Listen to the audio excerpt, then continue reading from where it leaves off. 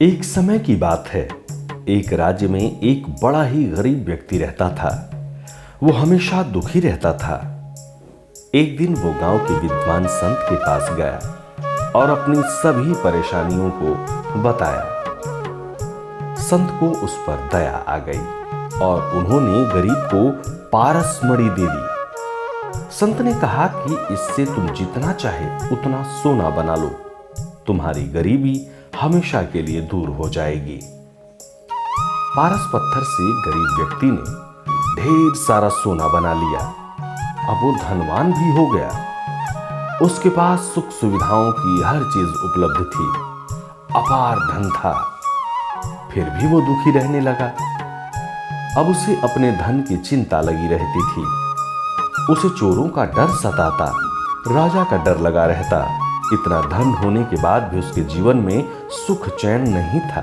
एक दिन फिर वो उसी संत के पास पहुंचा। संत ने उससे कहा कि अब तो तुम्हारी गरीबी दूर हो गई है, तुम्हारे पास सब कुछ है।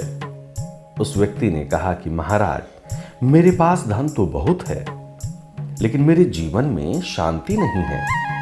आप कोई ऐसा उपाय बता दें जिससे मेरा मन शांत हो जाए और मेरा सारा डर खत्म हो जाए। संत ने कहा कि ठीक है, वो मणि मुझे वापस दे दो। इसके लिए व्यक्ति ने मना कर दिया। उसने कहा कि महाराज, मैं पारस पत्थर नहीं दे सकता।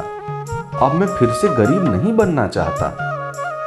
आप तो मुझे कोई ऐसा सुख दीजिए जो अमीरी और गरीबी में बराबर मिलता रहे और मृत्यु के समय भी कम न हो। संत ने कहा कि ऐसा सुख तो भगवान की निस्वार्थ भक्ति में ही मिल सकता है। जो लोग बिना किसी स्वार्थ के भक्ति करते हैं, वे अमीरी, गरीबी और मृत्यु के समय हर हाल में सुखी रहते हैं। जहां किसी भी तरह का स्वार्थ रहता है, वहां तो दुख हमेशा रहता ही है। दुखों से मुक्ति चाहते हैं तो भगवान का ध्यान करें, लेकिन बिना किसी स्वार्थ के निस्वार्थ रहते हुए। जय श्री सीताराम।